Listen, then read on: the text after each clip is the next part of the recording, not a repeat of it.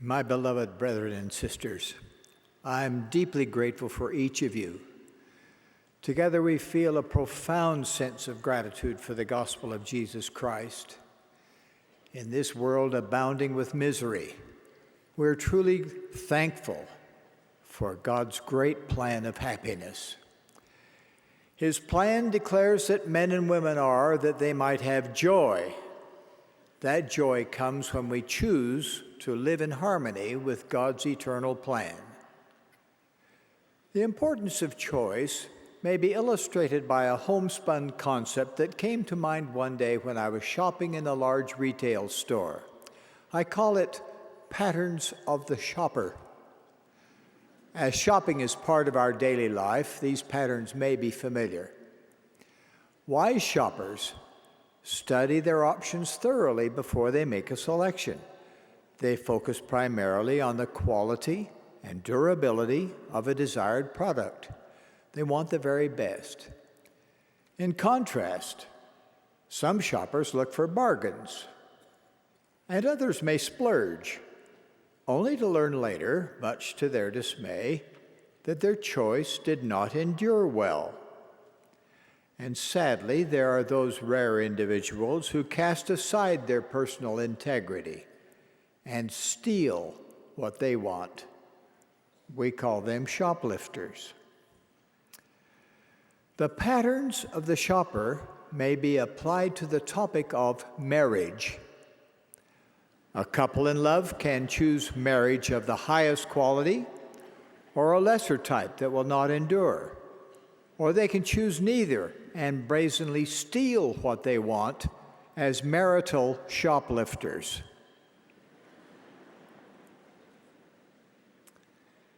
The subject of marriage is debated across the world, where various arrangements exist for conjugal living. My purpose in speaking out on this topic is to declare as an apostle of the Lord that marriage between a man and a woman is sacred. It is ordained of God. I also assert the virtue of a temple marriage. It is the highest and most enduring type of marriage that our Creator can offer to His children. While salvation is an individual matter, exaltation is a family matter. Only those who are married in the temple and whose marriage is sealed by the Holy Spirit of promise will continue as spouses after death and receive the highest degree of celestial glory or exaltation. A temple marriage is also called a celestial marriage. Within the celestial glory are 3 levels. To obtain the highest, a husband and wife must be sealed for time and all eternity and keep their covenants made in the holy temple. The noblest yearning of the human heart is for a marriage that can endure beyond death. Fidelity to a temple marriage does that. It allows families to be together forever. This goal is glorious. All church activities, advancements, quorums, and classes are means to the end of an exalted family. To make this goal possible, our Heavenly Father has restored priesthood keys in this dispensation so that essential ordinances in His plan can be performed by proper authority. Heavenly messengers, including John the Baptist, Peter, James, John, Moses, Elias, and Elijah, have participated in that restoration. Knowledge of this revealed truth is spreading across the earth.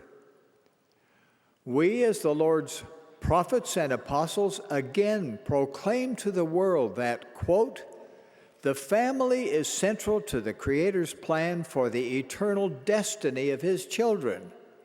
We further proclaim that all human beings, male and female, are created in the image of God Each is a beloved spirit son or daughter of heavenly parents, and as such, each has a divine nature and destiny. Gender is an essential characteristic of individual premortal, mortal, and eternal identity and purpose.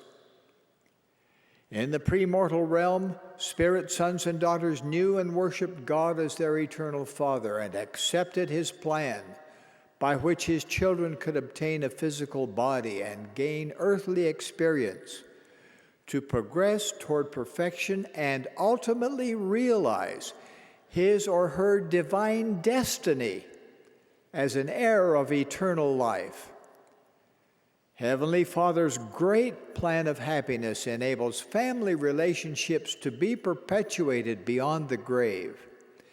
Sacred ordinances and covenants available in holy temples make it possible for individuals to return to the presence of God and for families to be united eternally.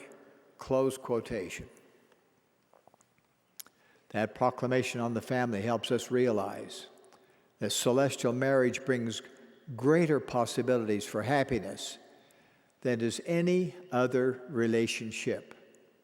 The earth was created and this church was restored so that families could be formed, sealed, and exalted eternally. Scriptures declare that it is lawful that a man should have one wife, and they twain shall be one flesh, and all this, that the earth might answer the end of its creation. Another affirms that the man is not without the woman, neither the woman without the man in the Lord. Thus, marriage is not only an exalting principle of the gospel, it is a divine commandment. Our Heavenly Father declared, "This is my work and my glory, to bring to pass the immortality and eternal life of man." The atonement of His beloved Son enabled both of these objectives to be realized. Because of the atonement, immortality, or resurrection from the dead, became a reality for all. And because of the atonement, eternal life, which is living forever in God's presence, the greatest of all the gifts of God, became a possibility. To qualify for eternal life, we must make an eternal and everlasting covenant with our Heavenly Father. This means that a temple marriage is not only between husband and wife, it embraces a partnership with God. The family proclamation also reminds us that husband and wife have a solemn responsibility to love and care for each other. Children born of that union are an heritage of the Lord. When a family is sealed in the temple, that family may become as eternal as the kingdom of God itself. Such a reward requires more than a hopeful wish. On occasion, I read in a newspaper obituary of an expectation that a recent death has reunited that person with a deceased spouse, when, in fact, they did not choose the eternal option. Instead, they opted for a marriage that was valid only as long as they both should live. Heavenly Father had offered them a supernal gift, but they refused it, and in rejecting the gift, they rejected the giver of the gift. One strong sentence of Scripture clearly distinguishes between a hopeful wish and eternal truth. Quote, "All covenants, contracts, obligations, oaths, vows, or expectations that are not made and entered into and sealed by the Holy Spirit of promise of Him who is anointed both as well for time and for all eternity, are of no efficacy virtue, or force in and after the resurrection from the dead. For all contracts that are not made unto this end have an end when men are dead. Close quotation. These truths are absolute. Members of this church invite all people to learn them and to qualify for eternal life.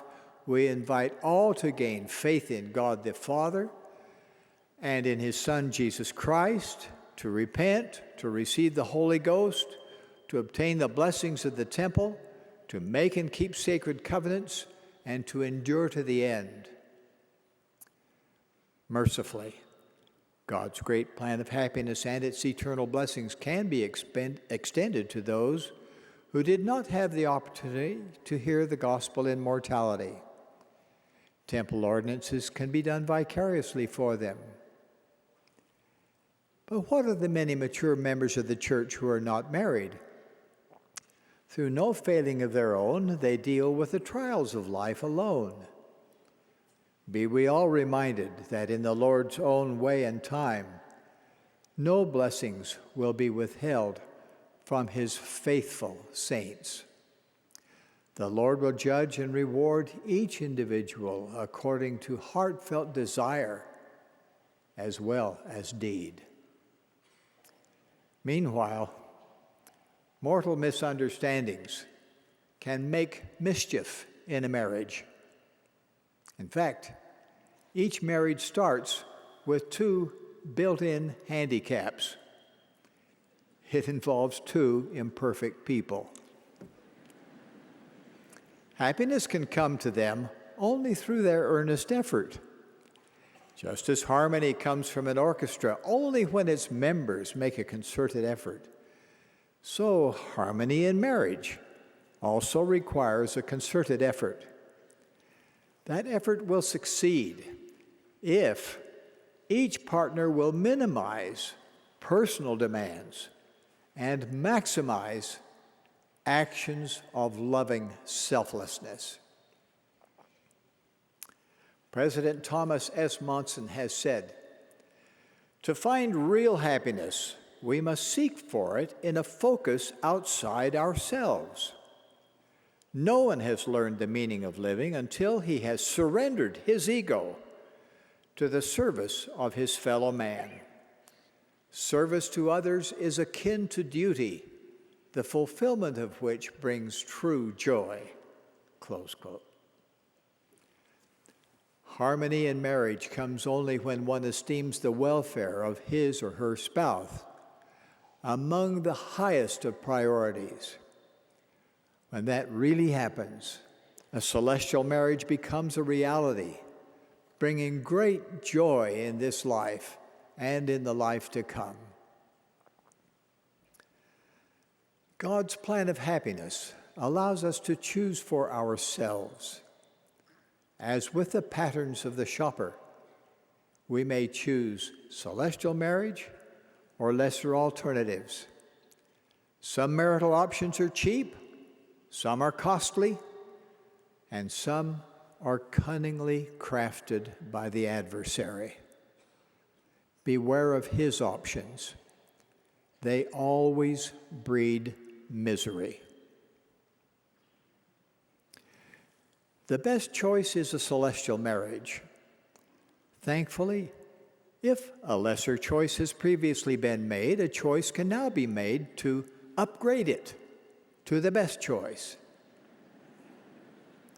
That requires a mighty change of heart and a permanent personal upgrade.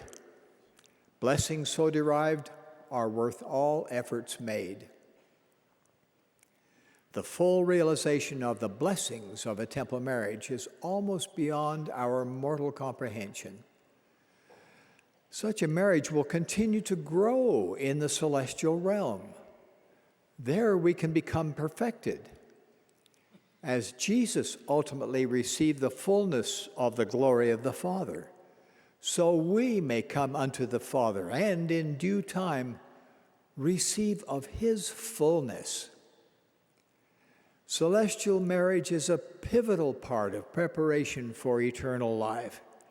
It requires one to be married to the right person, in the right place, by the right authority, and to obey that sacred covenant faithfully. Then one may be assured of exaltation in the celestial kingdom of God. I so testify in the name of Jesus Christ. Amen.